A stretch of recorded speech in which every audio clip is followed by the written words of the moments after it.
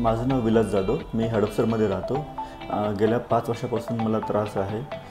मला सर्दी होते, मला खोकला येतो किंवा घशाला इन्फेक्शन आहे, ताप आहे, असं व्हायचं. गेल्या 5-6 वर्ष मी इकडे-तिकडे ट्रीटमेंट केली, पण इट वॉज रिकरिंग. ते सारखं पुन्हा ताप वगैरे यायचा. नंतर माझ्या वडिलांची मी ट्रीटमेंट केली इथं आणि त्यांना फरक पडला. तर म्हटलं मी पण बघूयात आणि मी पण ट्रीटमेंट घ्यायला आलो. तर मी गेल्या 40 दिवसापासून मी कोर्स करतो आहे आणि जे काही पहिलं मी करू शकत नव्हतो, जसं की मी दही खात नव्हतो, तर मी दही खायला सुरुवात केली.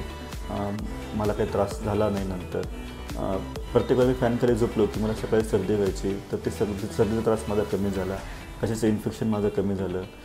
लास्ट 2 वर्षामध्ये मी जवळपास 5 वेळा मी हॉस्पिटलमध्ये ॲडमिट झालो माझ्या ट्रीटमेंटसाठी. मला खोकला, घसा, ताप याच्यासाठी, आणि मला काही फरक जाणवत नव्हता. रिकरिंग सारखं व्हायचं. तर मग इथं आल्यावरती आता मला 40 दिवसाच्या कोर्समध्ये चांगला फरक पडला आहे.